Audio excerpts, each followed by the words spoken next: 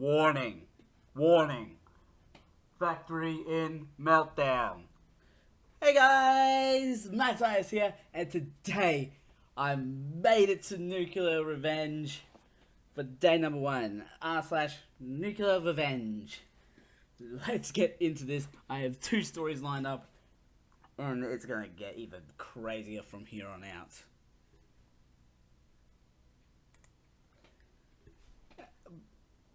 First up, wife cheated, so I tricked her into publicly admitting to having the affair and herpes. Okay, so I'm the co-worker that encouraged him to post this. Unfortunately, your account has to be 7 days old to post here, so I gifted him an alt I made for a joke about a month ago.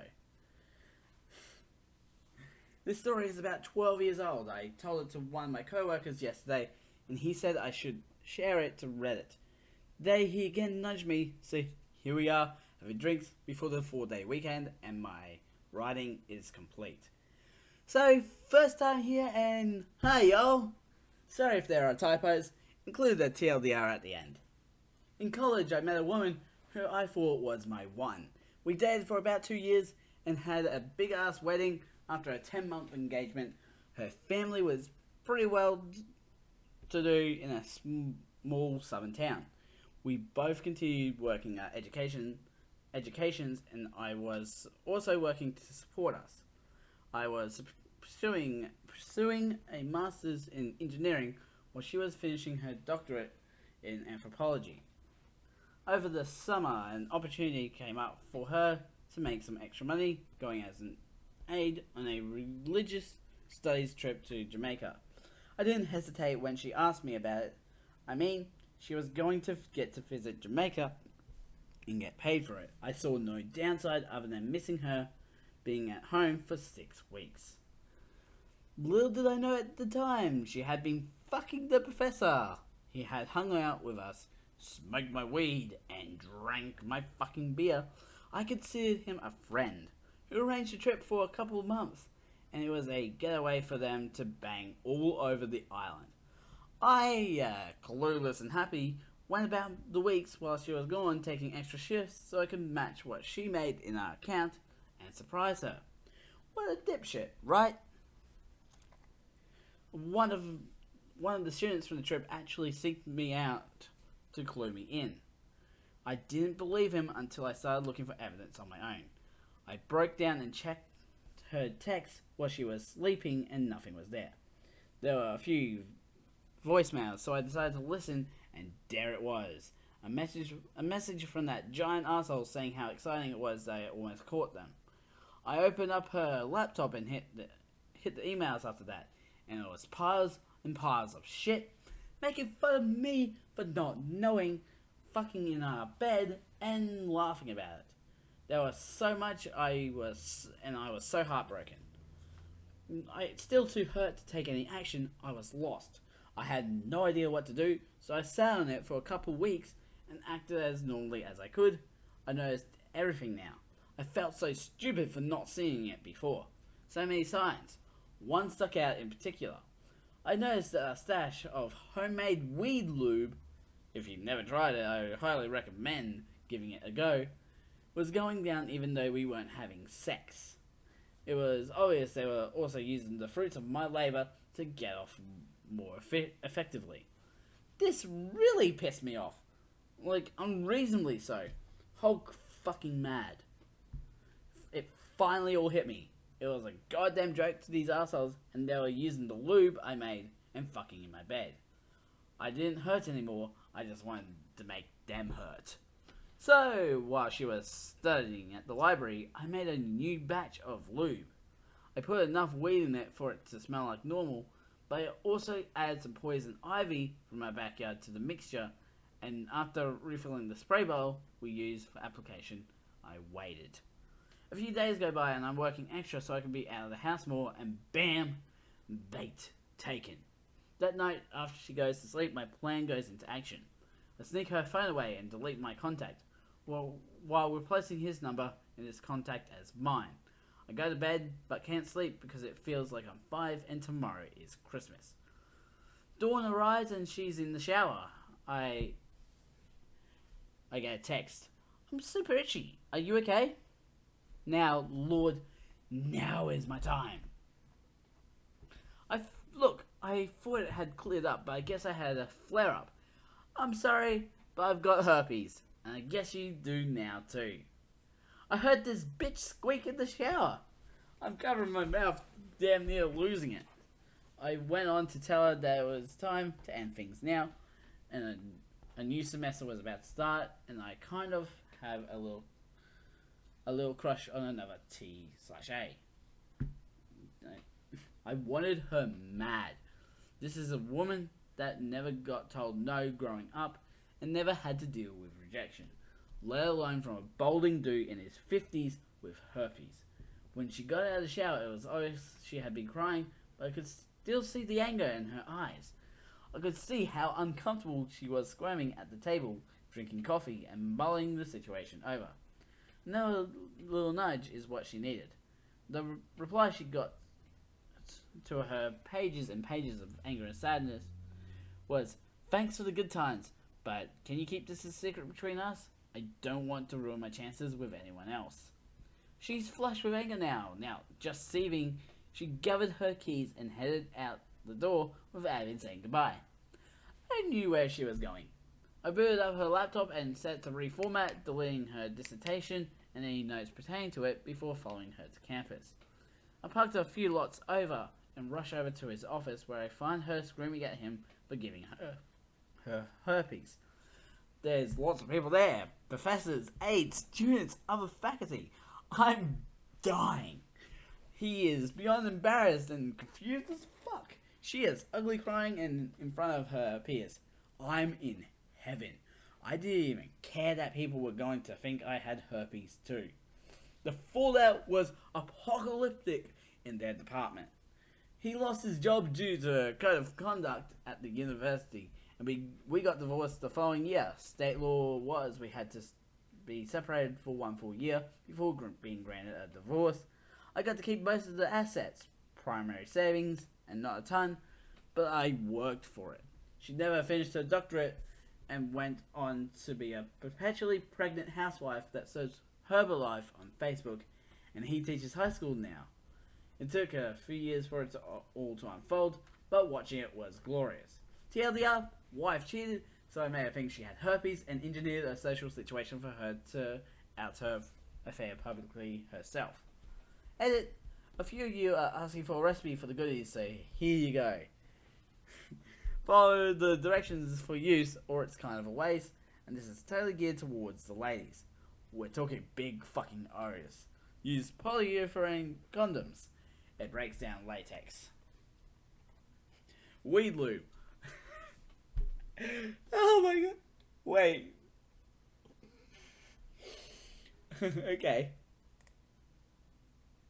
I don't think I will continue to read that because, well,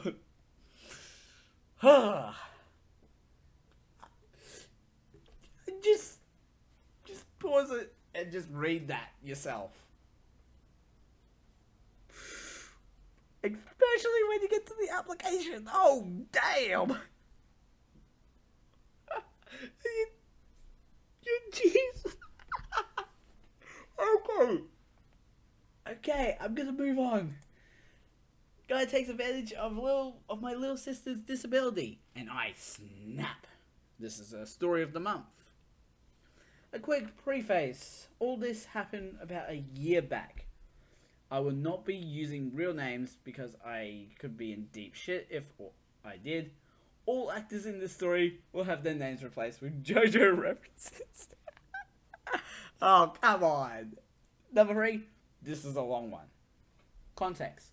My little sister, henceforth known as Holly, is mute. She can actually whisper a little, but it takes a lot of effort on her part. She's been mute ever since she was 5, when she lost her ability to speak in an accident. She was very smart, and she's a good-looking kid. At the time of these events, she was 16, and I was 21. Me and my sister live together in an apartment because my mother is a Roma who isn't well suited to take care of a teenager. She has twin kid siblings, but not my sister and I. My dad is distant from the family, so helping my sister through high school falls to me. I work at a car parts shipping company, so I get paid just enough to get by. Because of a relatively poor living situation and my sister's inability to speak, she gets bullied at school. Generally, it isn't much of a problem, but in the few months leading up to these events, she was having increased problems with it. The build-up. At the time, Holly was 16, but she was a sophomore in high school due to failing a year in middle school. She refuses to take special ed courses now because they didn't help her at all. Because she's good looking and is older than most of her class, she gets attention from juniors and seniors. It's mostly negative attention, but there was one guy who I'll refer to as Dio from now on. He's the villain of this story. He treats her really nicely. He's a senior and at this time is 18. He repels bullies from her because he's a tall, handsome, tough guy and bullies don't want to mess with him. I don't interfere with them because my sister is visibly happy when she comes home from school and whenever she's around him. I didn't let them hang out alone together, but supervised them hanging out a few times.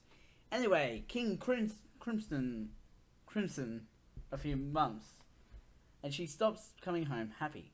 She isn't hanging out with him anymore either, and though I ask her multiple times, she won't tell me anything about it. Probably because she's mute. I confront him about it, and he evades the topic. At this point, I'm suspicious, but I don't know what to be suspicious of. Time to do some research then. I'm getting more and more worried about Holly, so I go to her counselor and assistant principal to ask about her activities at school. From what I learned, she still spends all her free time near Dio at school. I find this strange since she doesn't seem happy anymore. This is where the illegal stuff starts. A few days later, I invite Holly and Dio on a dinner night to Olive Garden. No one can resist Olive Garden. While we're there, I do two things that are completely illegal. One, I steal his phone, which I've seen the password to. And two, I read his texts and emails. Anything I can find out what's happened between them. I don't know what I'm looking for, but I do find that he drinks and smokes weed with his friends on weekends. This will be relevant later. A few days later, I find his phone in the laundry and say it must have ended up in one of my coats on accident. I know for a fact he got it back because he called me to thank me for having Holly return it. I still didn't have what I was looking for, so I went back to the school and used his previous text as grounds to check CCTV for any suspicious activity. There wasn't anything suspicious by school standards, but there was something that caught my eye. It was my sister going to the central bathroom in the school, and him going to the boys' room of the same bathroom about a minute later. The bathrooms are separated by a wall, but there's a janitorial closet that opens into both bathrooms and is completely in the blind zone of anyone walking into the bathrooms, let alone the CCTV cameras. At this point, I begin to suspect that something was happening between them in that bathroom. It was the only one with a closet like that, and if my memory serves me, the closet didn't have a proper lock. It just locked from the outside on both sides. Boiling point. Now that I suspected something, I confronted Holly about it. She broke down crying, and after 15 minutes of consoling, she shakily signed to me something that made my blood boil. Apparently, it was far worse than I expected. I had thought they were going in there and doing drugs or something, since Dio was the kind of guy who would pull that kind of thing. As it turns out, according to Holly, he brought her in there one day, closed the doors, held her down, and rapped her. Can't say that word, that would get me demonetized. He told her that he would know if she told anyone, and he would hurt her if she did, because she physically could not scream for help or make any kind of loud noise, for that matter. He got away with it. And the worst part is he was threatening her into meeting him there every couple of days and doing that to her. I was livid. My first instinct was to call the police, but I realized that there was no evidence except the testimony of a mute girl. I wouldn't be satisfied with police intervention anyway. The first thing I did was call Holly in for a week from school. Family emergency can get them a week of excused absences easily. The next thing I did was find out where he lived. After that, I planned the most brutal revenge I could think of. And the highly illegal revenge. My first step was to break into his house. It turns out his parents go out a lot, and he leaves to smoke and drink with his friends. He knew from reading his text that there was a spare key on top of the porch light in the backyard. That Saturday, I scoped out the place and waited for everyone to leave. I then began phase 1 of my revenge. I went into his house through the back door and found his room. I smashed his PC, stole his wallet, and pissed on his bed. I then poorly hid 2 small bags of weed in his house. I have a friend who grows. Finally, to hide the fact that it was targeted, I tossed up the rest of the house, but didn't take anything. I then went to a Starbucks and used the Wi-Fi and Dio's debit card. He didn't have credit to purchase a bunch of sex toys in his name and sent them to his house. I then left his wallet sitting near a homeless man sleeping on a park bench. Next, I contacted his parents and told them I had seen their son drinking and smoking with a group of teenagers. They were furious, which leads me to believe that wasn't the first time something like that had happened. Finally, I went to the back road he walked on his way home from his drinking parties, which I had found out in a text from one of his friends. I waited for 2 hours in some bushes for him to walk by, and then, wearing sunglasses and a hoodie, jumped him. I demanded his money and phone, although I knew he didn't have his wallet. I kept one hand in my hoodie pocket, holding it like I had a gun, which he believed. He handed over his phone and ran away. I then finished up my plan by using his phone, which I still had the password to send an email to the school from his school email confessing to wrapping my sister in the janitorial closet multiple times, as well as possessing drugs on school grounds and drinking alcohol when he was underage. Then I snapped his phone on my knee and went home. The aftermath. My sister went back to school the following Monday, armed with a can of mace I bought her. Dio wasn't at school, and she was called in by a counselor. She confessed, and he was raped. He was charged with rape, underage drinking, and illegal drug possession. On top of that, his parents completely disowned him, and he was expelled from school. Sadly, the story doesn't have a completely happy end. This whole ordeal sent Holly into a downward spiral. Her grades fell behind, and she barely smiled. In March of 2018, she attempted suicide by cutting herself, and it was pure luck that I found her in time. She's getting better now, but the emotional trauma will probably affect her for life. I pray to whatever cruel gods are out there that he gets a taste of his own medicine in prison. Oh my goodness. I cannot believe. I just want to say, having to change that word to rap and rapping, that's just terrible. That's a terrible thing for someone to put up with, especially considering she was mute as well. So he was basically forcing himself on someone that couldn't yell for help.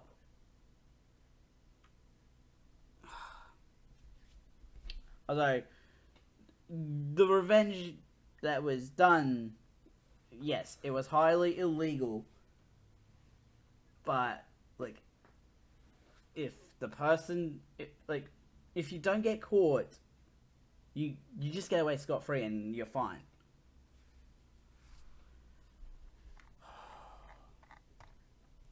That is just bad.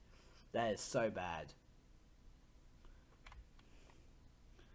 Okay, I'm going to end this episode here on that don't go around doing this sort of thing. It is illegal. Anyways, links will be in the description to my main channel and also the second channel that you're on right now, with links to the playlist and the last episode being the end of r/pro revenge, where I read the top of all time. Don't forget to subscribe and hit the notification bell so you know when next video comes out. A ding, a ding. And Mad Scientist out.